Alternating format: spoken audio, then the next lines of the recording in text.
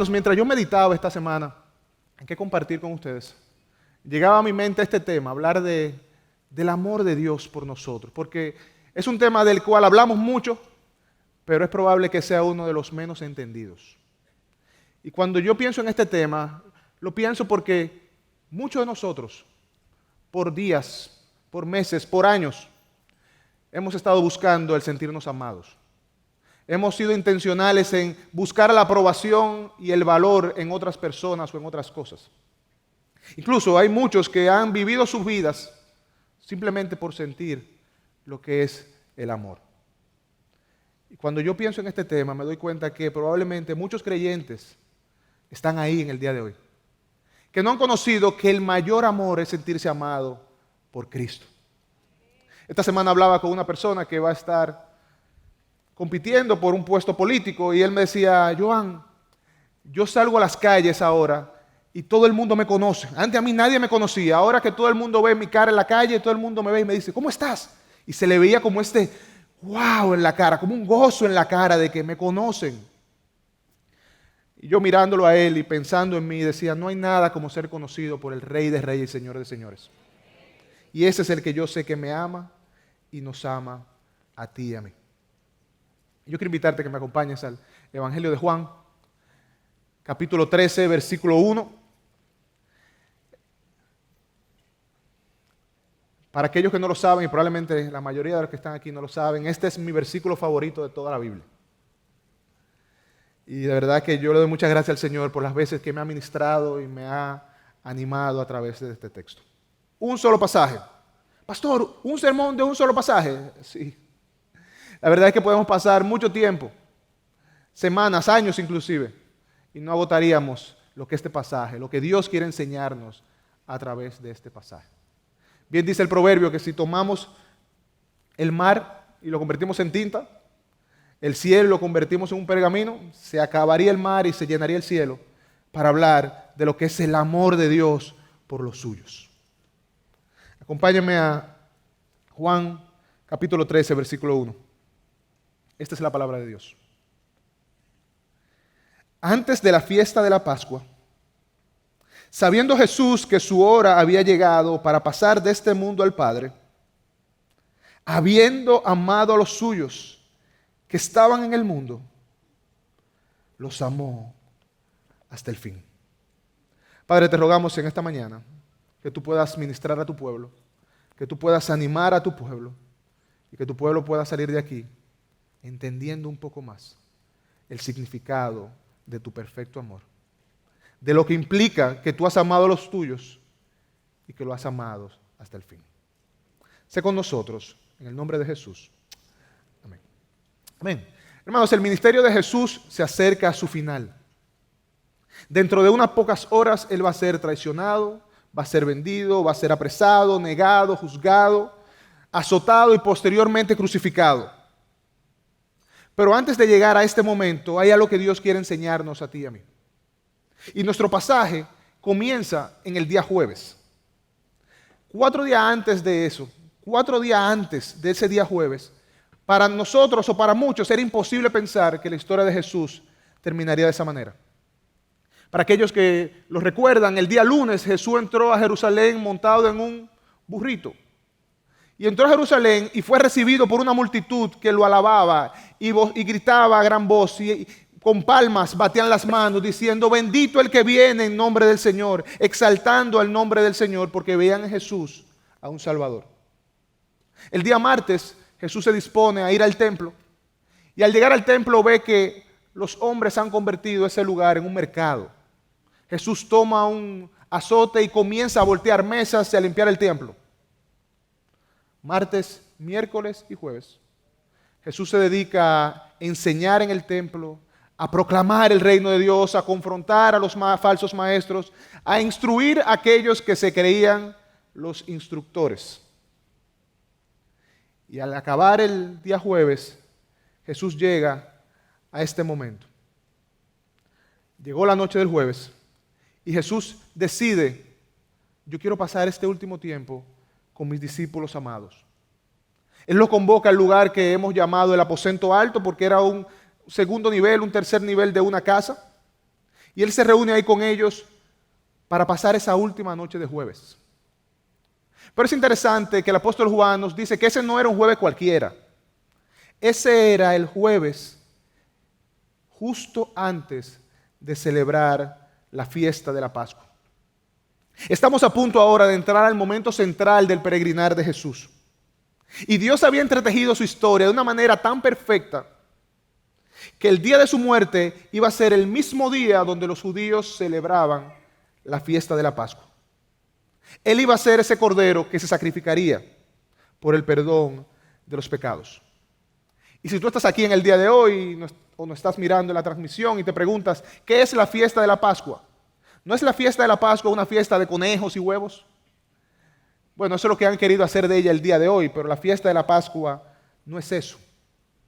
La fiesta de la Pascua es una celebración del pueblo judío, en donde el pueblo se reunía en Jerusalén para sacrificar corderos, para así recordar la matanza de corderos que ellos realizaron en Israel, en Egipto, cuando Dios envió el ángel de la muerte a acabar con todos los primogénitos de Egipto. Y Dios le dijo al pueblo, sacrifiquen corderos y sus sangres pónganlos en las puertas, de forma tal que el ángel de la muerte pase y sus vidas sean preservadas. La fiesta de la Pascua era un recordatorio de que Dios es un libertador, de que Dios es un salvador. Y Él le decía a su pueblo, celébrenlo para que miren atrás y recuerden la obra que yo he hecho. Recuerden que para ustedes ser salvados, un cordero inocente tuvo que ser sacrificado. La fiesta de la Pascua era un memorial de la salvación de Dios que su pueblo realizaba. Y ese cordero que iba a ser celebrado ese viernes no era otro más que Cristo. El cordero inocente que vendría a cubrir los pecados de su pueblo. Y ahí nos encontramos, Jesús va a morir el viernes. Pero antes de llegar ahí, Él tuvo la oportunidad de celebrar esta fiesta con sus discípulos amados. Una celebración que nos dice Lucas en el capítulo 22, versículo 15, que Jesús anhelaba tener. Dice Lucas en el capítulo 22, versículo 15, que Jesús dice, intensamente he deseado comer esta Pascua con ustedes antes de padecer. Jesús tuvo la oportunidad de celebrar este tiempo con sus amados. Pero quizás ustedes se preguntarán, pero si la fiesta de la Pascua se celebraba en viernes, ¿por qué Jesús la celebró el jueves por la noche? Y para aquellos que no lo sabían, los judíos galileos celebraban la Pascua el jueves por la noche, mientras que los judíos de Judea lo hacían el viernes. Es por esto que Jesús tiene esta oportunidad, antes de ir a la cruz, en jueves en la noche, de celebrar con sus discípulos. Y ahí nos encontramos, reunidos alrededor de la mesa, probablemente algunos peleándose por querer estar sentados al lado de Jesús, quizás otros quejándose de su día. Mira cómo nosotros enseñando, ellos no nos escuchaban. Probablemente otros simplemente hablaban de las cosas que le habían pasado. Otros estaban ahí guardando silencio. Y ahí estaban ellos reunidos, momentos antes de que la historia del mundo cambiase para siempre, viviendo sus vidas sin saber qué estaba por acontecer. Sin embargo, Jesús sí sabía. Y el pasaje del día de hoy nos dice que Jesús sabía que su hora había llegado. Él sabía que él tenía 15 horas de vida. Él era consciente que la hora de su sacrificio se acercaba. Él ahora está sentado junto a los discípulos, pero sus ojos están mirando hacia la cruz. Él sabía el dolor que él padecería. Sin embargo, él también sabía que para eso él había venido. Él sabía que ese era parte del plan que él, el Espíritu Santo y Dios Padre habían predeterminado desde antes de la fundación del mundo. El día cuando el Hijo del Hombre pisaría la cabeza de la serpiente para siempre y expondría a potestades y principados, haciendo un espectáculo público de ellos, como nos dice el apóstol Pablo en el libro de Colosenses, en la carta a los Colosenses. La hora había llegado, el momento había llegado. Y cuando pienso en esto, yo pienso como en un reloj de arena. Un reloj de arena que tiene dos cámaras, una cámara arriba de cristal, otra cámara de cristal abajo y una conexión en el medio. Cada grano de arena que cae simboliza los días, la hora, los minutos que quedaban a Jesús antes de partir. Él era consciente de cada grano, él era consciente de cada momento, él sabía que era el tiempo de completar su misión. Él miraba el reloj de arena y sabía, mi hora ha llegado, para esto he venido. Y yo, cuando pienso en esto, yo me doy cuenta que puedo tomar para mí que el amor de Jesús no fue simplemente ir a la cruz. Jesús me amó inclusive antes de ir a la cruz. ¿Por qué? Porque Él vivió su vida, su peregrinar en medio nuestro, sabiendo detalle a detalle, de forma perfecta, todo cuanto iba a acontecer. Jesús sabía que ese viernes Él iba a padecer en manos de los peores pecadores, iba a sufrir la peor de las muertes por hombres como tú y como yo. Y honestamente, yo no me imagino cómo Cristo no se quebró. Solamente porque Él es Dios, Él podía soportar vivir su vida en completa sabiendo que esto iba a acontecer. Él era consciente de todo cuanto iba a pasar. Él sabía que uno de sus discípulos, Judas, lo traicionaría. Él sabía que la gente que un día lo aclamaba, lo insultaría.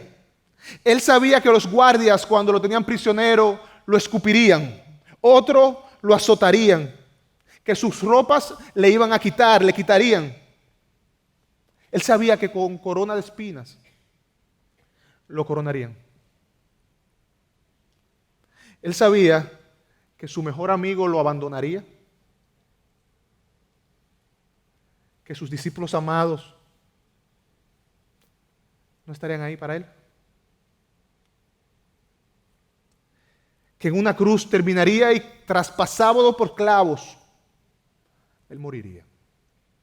Él sabía que su hora había llegado. Él sabía que su hora había llegado.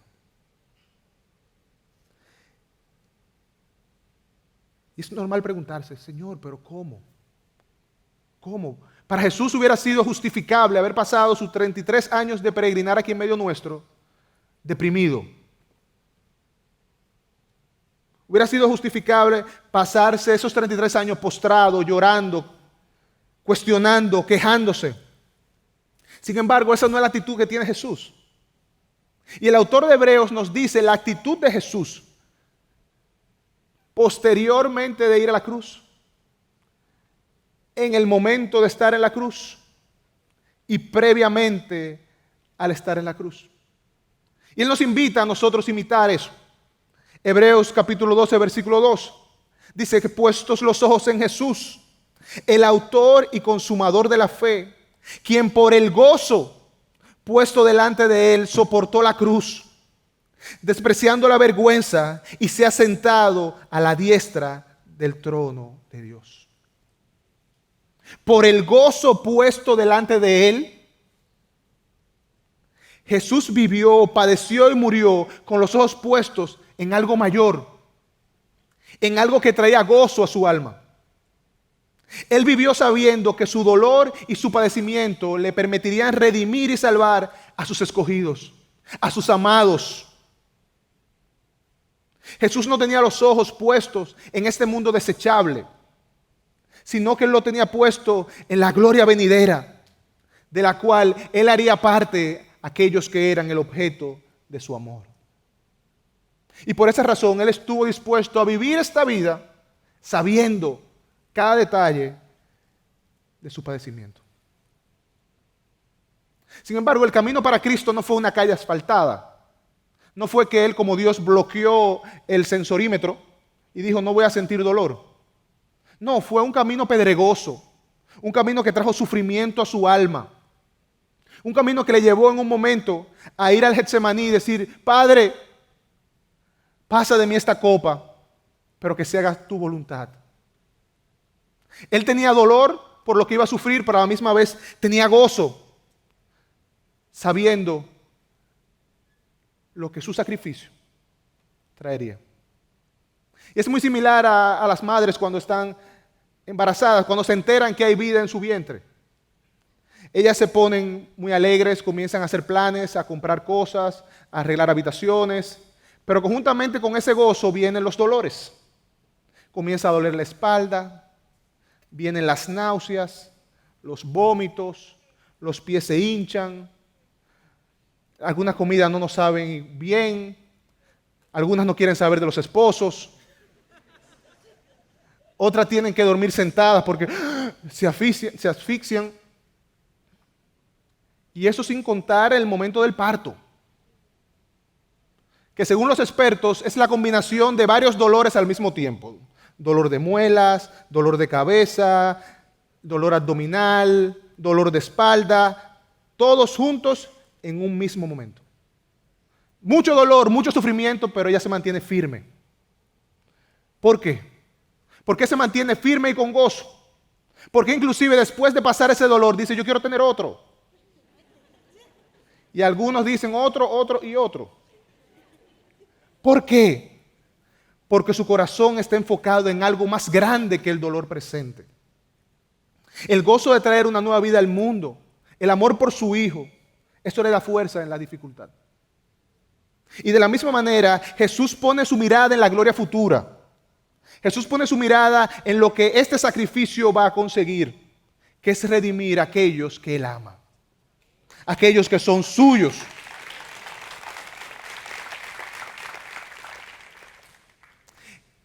Jesús sabía que su hora había llegado, pero no solamente para morir.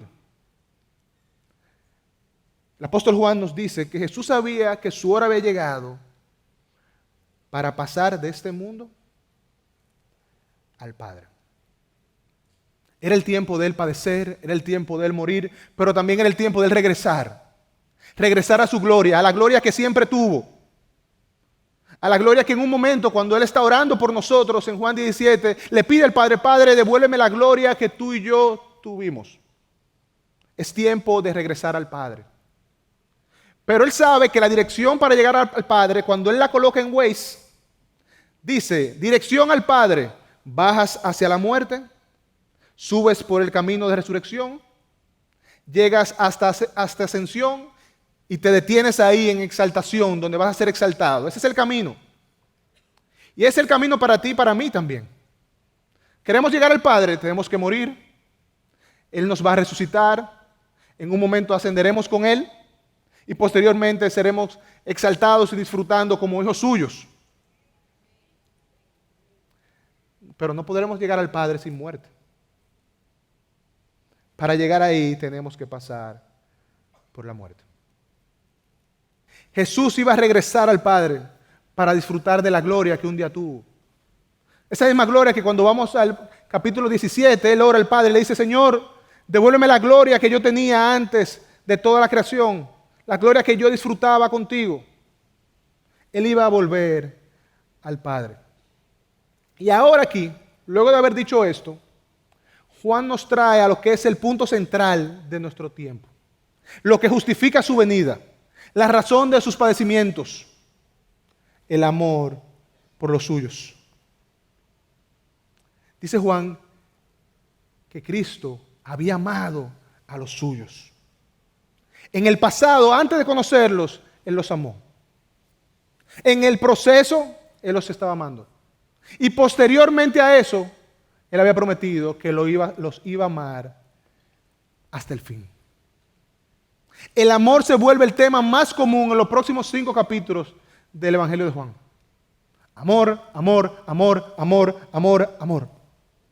Él comienza con amor en el versículo 1, capítulo 13, y termina con amor en el capítulo 17, versículo 26.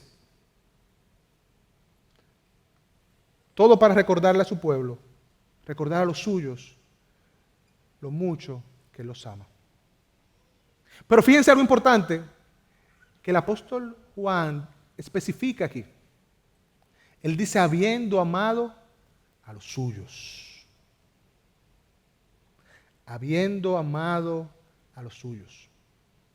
El teólogo inglés John Owen escribió una vez, Cristo estima más que al mundo entero, más que al mundo completo, Cristo estima al creyente más malo, al más débil y al más pobre de la tierra.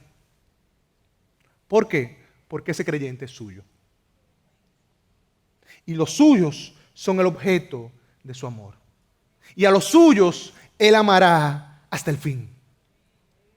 Ahora, hermanos, cuando nosotros venimos a la palabra y leemos esto y decimos, el Señor nos ama, a los suyos ama, los amó hasta el fin. Cuando lo leemos suena muy bonito, pero lo entendemos. ¿Tú sabes las implicaciones que es que Jesús te ama hasta el fin? ¿Tú has interiorizado esa verdad de que Él te ama hasta el fin? ¿Tú entiendes lo que significa hasta el fin? James Hastings, quien fue un ministro escocés, en su comentario de exposiciones del Evangelio de Juan, tiene para mí la mejor definición de lo que esto significa. Y yo quiero pedirte que tú escuches palabra por palabra de lo que él dice que significa hasta el fin. Porque de esa manera es que Cristo te ama. Él dice, hasta el fin, esta es la medida del amor del Salvador. Y la frase no significa solamente mientras vivió, sino también en el grado más alto, hasta lo sumo. No es simplemente una medida de tiempo, sino una medida de calidad y la pasión del amor. No es solamente hasta el final de su vida, sino hasta el final del amor, hasta los límites de un amor sin límites. No hay condiciones, ni barreras, ni límites. Coloca el extremo donde quieras o como quieras. Dibuja la circunferencia tan ancha como puedas. Él lo llena todo con su amor. Él ama hasta el fin de su vida, el fin de nuestra vida, el fin del mundo, el fin del tiempo. Más que esto, hasta el fin de una cosa sin fin. Hasta el límite extremo de lo ilimitado, el fin mismo del amor mismo.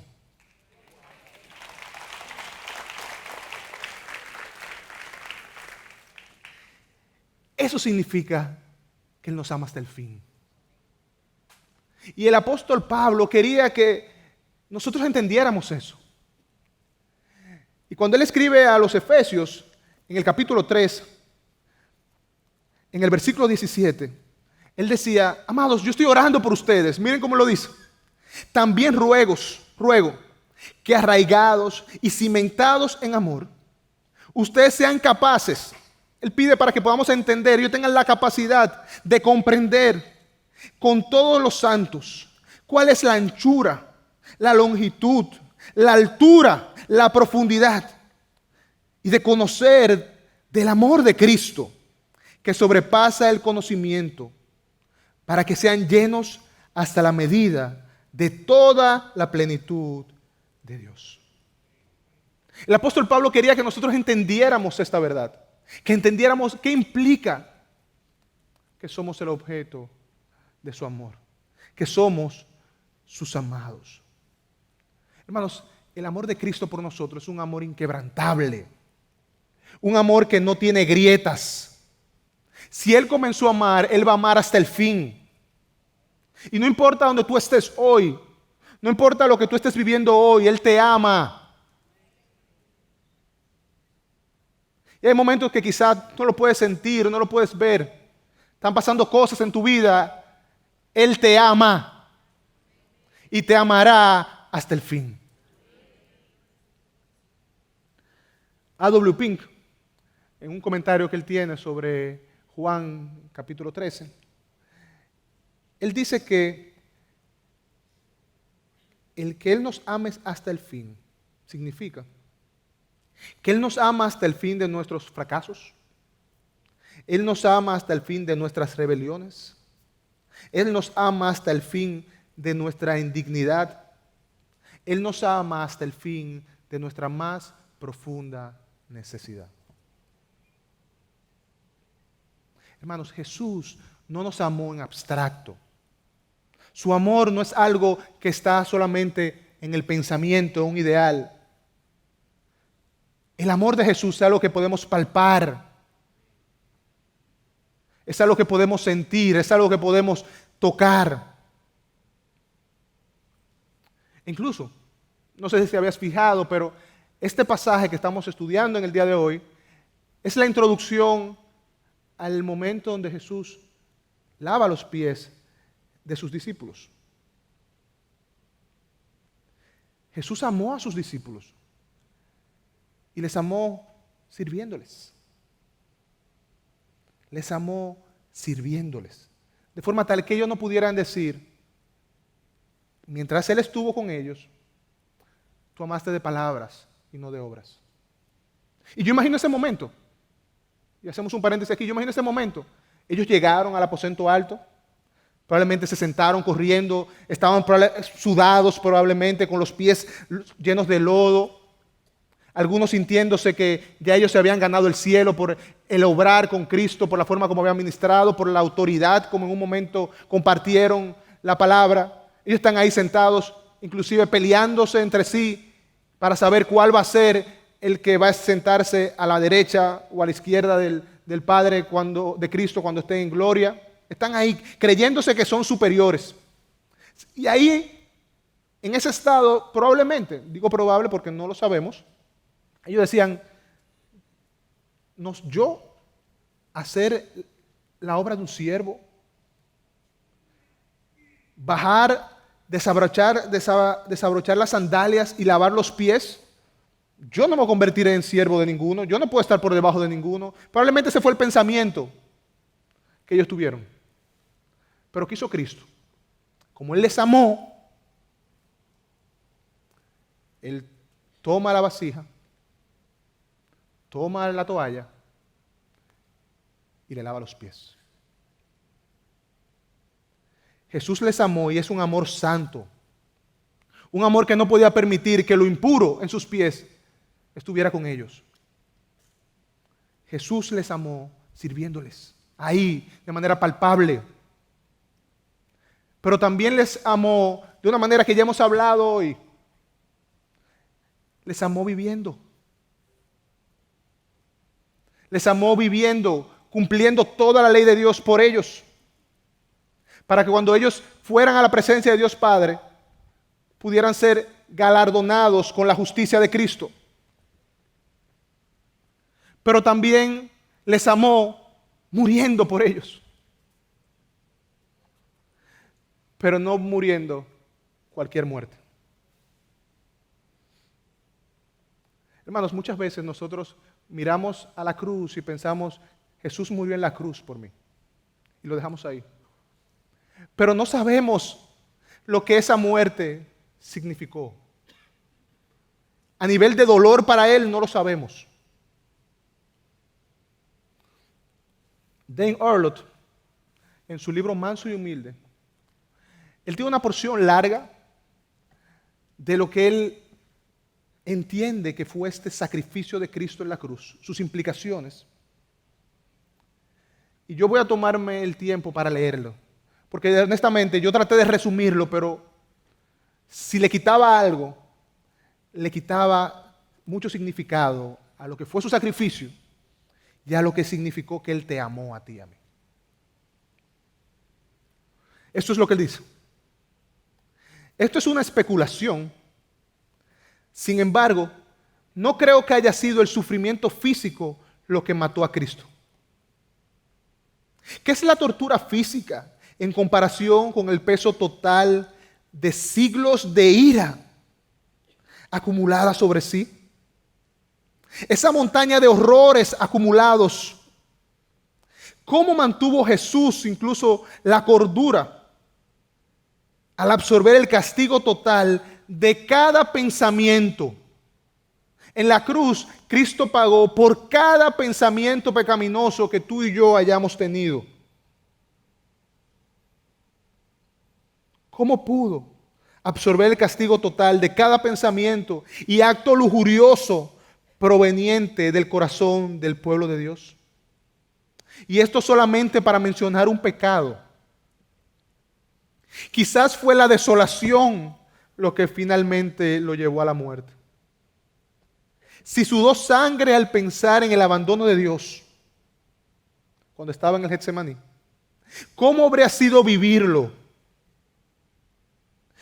¿No habrá sido la pérdida del amor de Dios en su corazón y no la falta de suministro de oxígeno en sus pulmones lo que lo mató? ¿Quién podría mantener la estabilidad mental al sufrir lo que el pueblo de Dios merecía? El castigo de todos sobre él.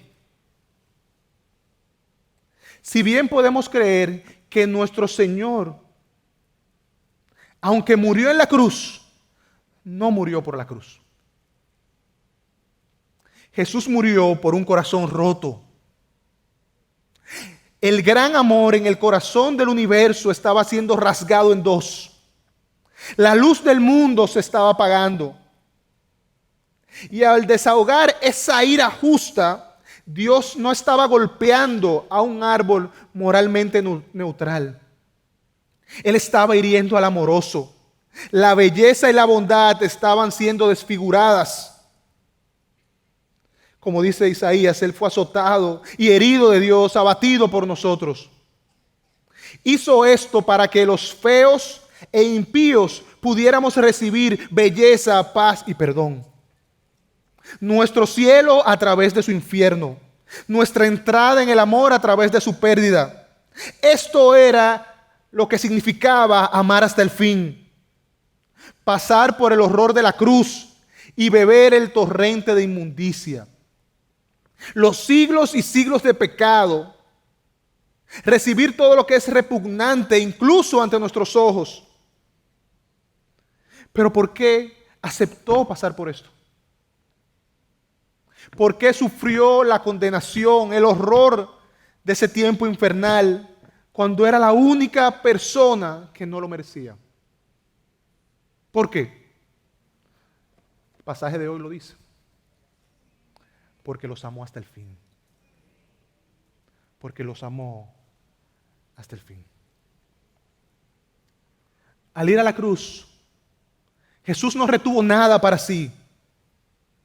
Todo cuanto tenía lo dio por amor a los suyos. Y la pregunta para ti y para mí en el día de hoy, al poder entender un milímetro, al poder ver limitadamente lo que implicó que tú y yo seamos el objeto de su amor, la pregunta para nosotros hoy, ¿cómo vamos a reaccionar a eso? ¿Cómo mi vida debe mostrar que yo soy el objeto de su amor? ¿Cómo yo voy a salir por esas puertas hoy? Al haber sido instruido que el amor del que yo canto, el amor que me hace levantar las manos, es un amor que se ha prometido dárseme hasta el fin de los finales. ¿Cómo vamos a responder? ¿Qué evidencia habrá en nuestra vida? Lo primero, hermano, que debe haber en nuestra vida es gratitud. Al tú reconocer esto que hemos hablado, lo que debe brotar de ti es adoración a nuestro Dios. Es poder venir delante de Él, decirle: Señor, gracias. Pero no solamente de palabras, sino con una vida que muestre tu agradecimiento a Él. La gratitud debería ser una respuesta natural por agradecimiento a lo que Él ha hecho por mí.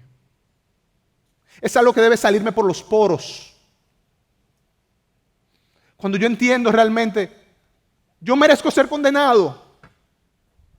Yo merezco recibir la ira de Dios. Sí. Pero Él se interpuso en el medio y cargó sobre sus hombros esa ira. Sí. ¿Qué voy a hacer? Dar gracias. ¿Qué voy a hacer? Alabar su nombre. ¿Qué voy a hacer? Proclamar su grandeza. Donde quiera que llegue, contar de sus maravillas. En el trabajo, en mi hogar, en mi vecindario, la gente tiene que saber que yo soy salvo, que yo soy un amado, que Cristo me amó.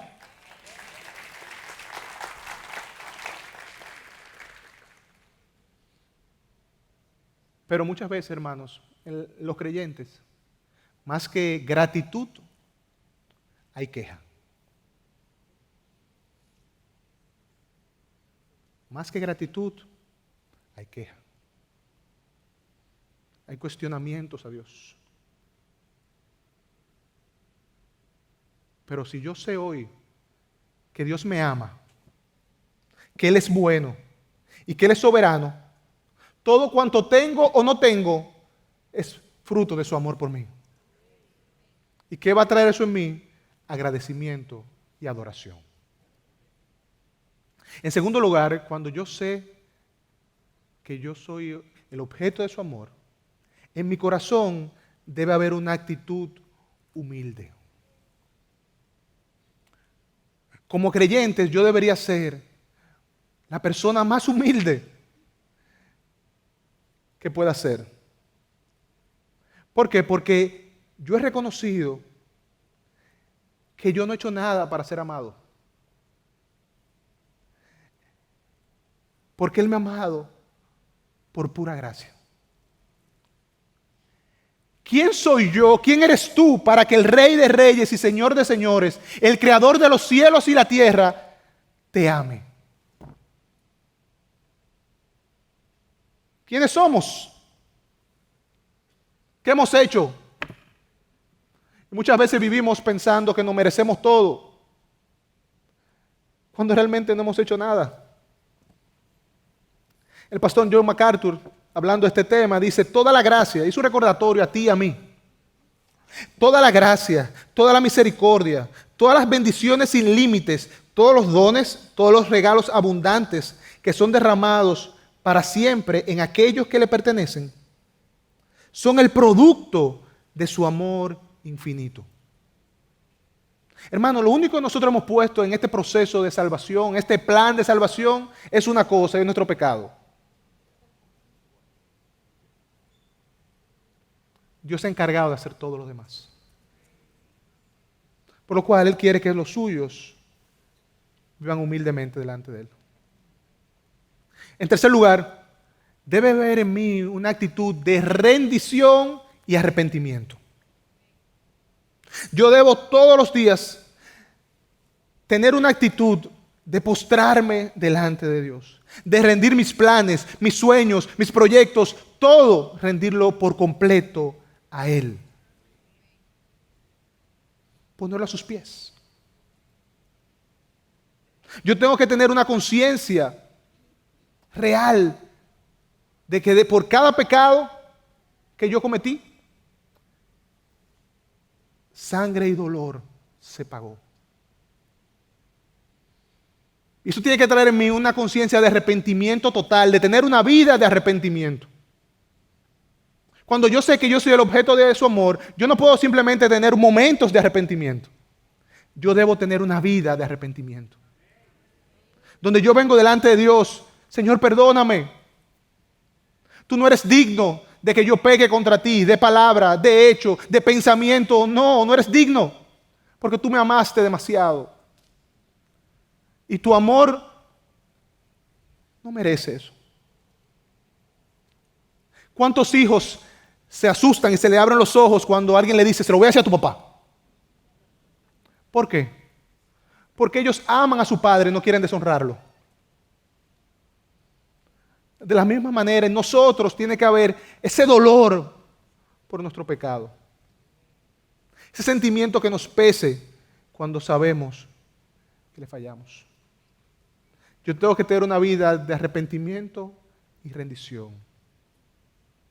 Yo tengo que tener una vida como el apóstol Pablo les manda a los Gálatas, en Gálatas 2, 19 y 20. Él dice, con Cristo, es su actitud de vida. Él dice, con Cristo he sido crucificado. Y ya no soy yo el que vive, sino que Cristo vive en mí.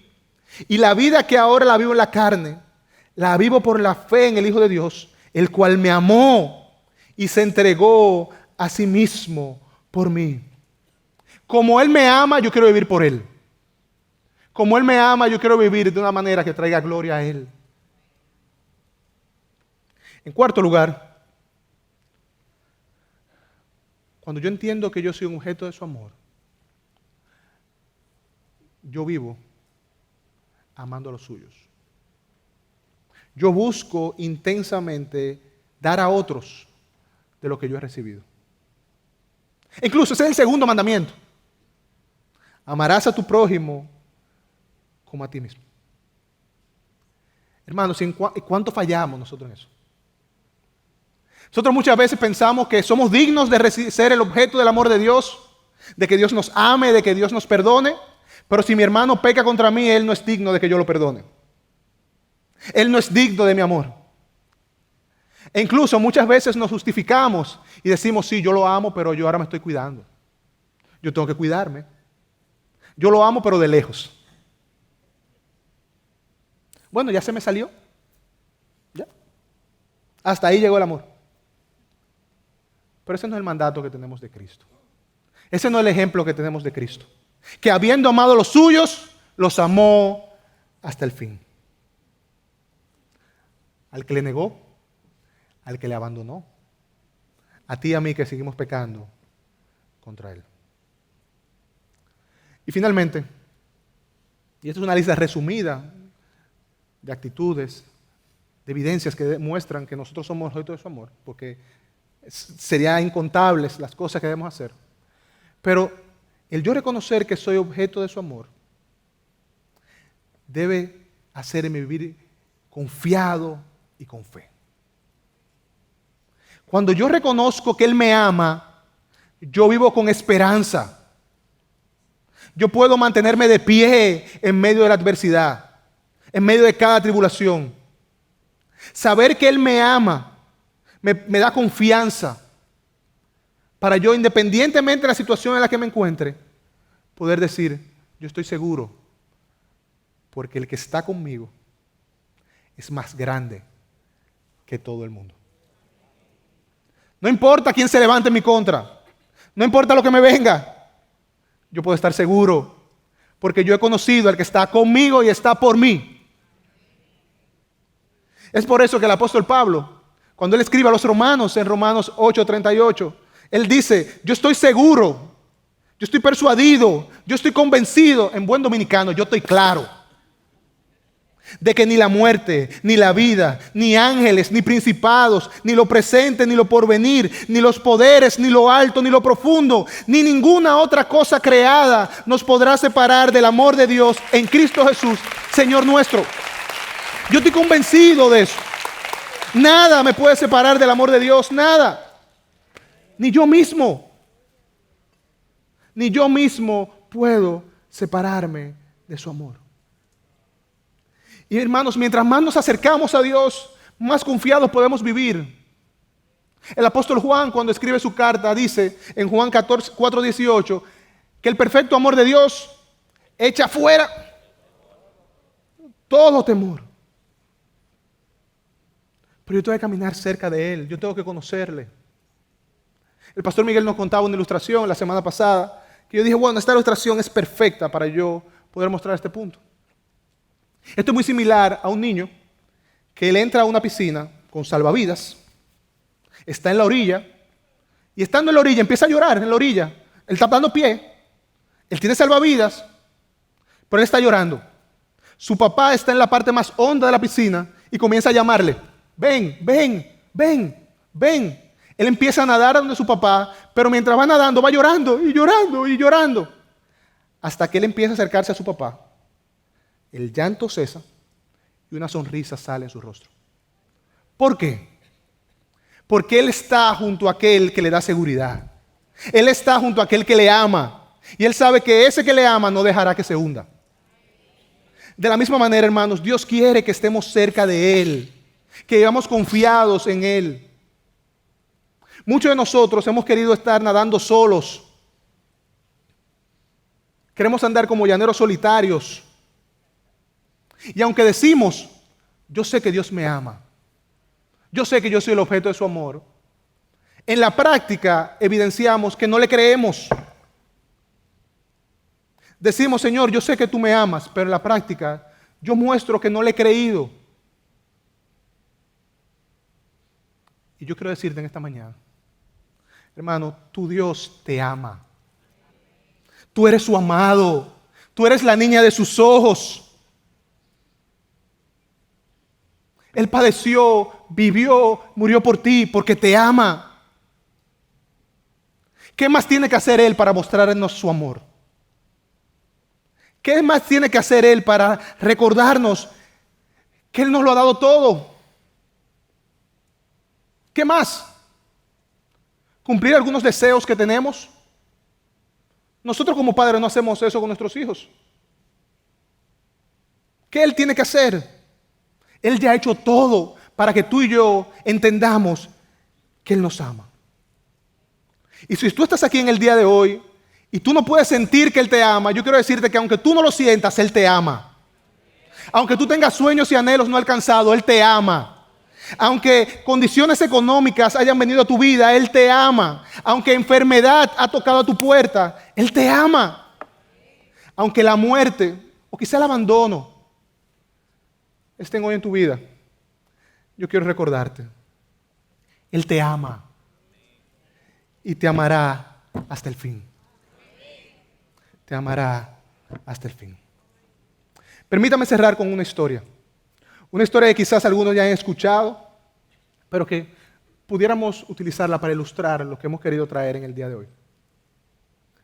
En el año 1962, Dick y Judy Hoy recibieron en sus brazos a su hijo Rick, quien nació con una parálisis cerebral debido a complicaciones durante el parto. Rick había nacido con el cordón umbilical en su cuello, lo cual le afectó el nivel de oxígeno en su cerebro. Los médicos le dijeron a los Hoyt que su hijo sería un vegetal y que lo mejor sería internarlo en una institución y olvidarse de él. Sin embargo, Dick y su esposa Judy decidieron desafiar las expectativas y brindarle a Rick la mejor vida posible. A medida que Rick crecía, sus padres notaron su inteligencia y su deseo por las actividades físicas. Aunque debido a su condición, para él era imposible poder realizar cualquier actividad física. A los 11 años, Rick le expresó a su padre su deseo de participar en una carrera benéfica para ayudar a un compañero que había sufrido una parálisis por un accidente. La carrera era de 5 millas. Aunque Dick, su padre, no era corredor, decidió empujar a Rick en una silla de ruedas para cumplir su deseo. Al terminar la carrera, Rick le dijo a su padre: papá, cuando corremos, siento que mi discapacidad desaparece. Siento que puedo volar, que soy libre. Esta primera experiencia en carrera fue transformadora para Dick y para Rick. A partir de ese momento, Dick decidió entrenar fuertemente para poder empujar a su hijo carrera tras carrera. Se convirtió en un equipo inseparable, se convirtieron en el Team Hoyt y participaron en más de 1,100 carreras, incluyendo maratones, triatlones e incluso el Hombre de Hierro. Cuando corrieron el maratón de Boston, les exigieron que debían clasificar con el tiempo de Rick, que era 20 años menor. Corrieron ese maratón 32 veces.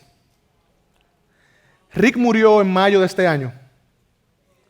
Y antes de morir, él decía: anhelo llegar al cielo para poder abrazar a mi papá, para darle las gracias por empujarme siempre hasta la meta, por no rendirse conmigo, por cada sudor, por cada lágrima. Dale las gracias por permitirme volar y haberme permitido disfrutar de tantas victorias. Dale las gracias por haberme amado hasta el fin. Hermano, de la misma manera, yo anhelo llegar al cielo para abrazar a Cristo. Para darle las gracias. Para darle las gracias por haberme empujado, por no haberse rendido conmigo, por haberme amado de la manera tan profunda como lo ha hecho. Dick Hoy no se cansó con la discapacidad de su hijo. De la misma manera, Dios no se cansa de las discapacidades espirituales tuya y mía. Él ha decidido empujarnos hasta la meta y llegaremos a la meta seguro, porque Él nos hará llegar a la meta. Porque Él ha decidido amarnos hasta el fin.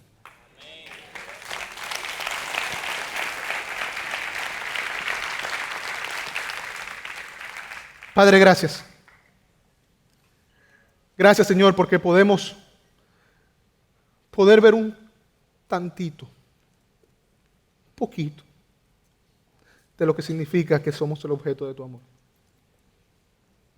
Yo quiero rogarte, Dios, en el nombre de Jesús, aquel que nos amó, nosotros podamos vivir vidas congruentes a lo que tú has hecho por nosotros.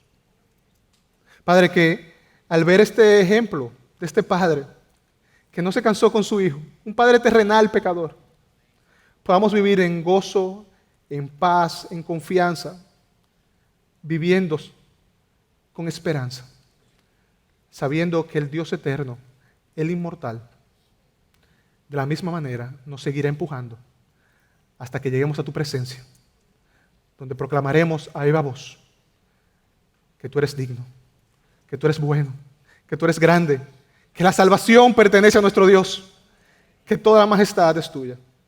Gracias por tu amor eterno y gracias por permitirnos escuchar tu verdad. En el nombre de Jesús. Amén. Amén. Gracias por acceder a este recurso. Espero que haya sido de gran bendición para tu vida. Te sugiero que te suscribas a este canal de forma que tú puedas recibir notificación la próxima vez que hayamos subido un nuevo recurso que pueda servirte de instrucción y bendición.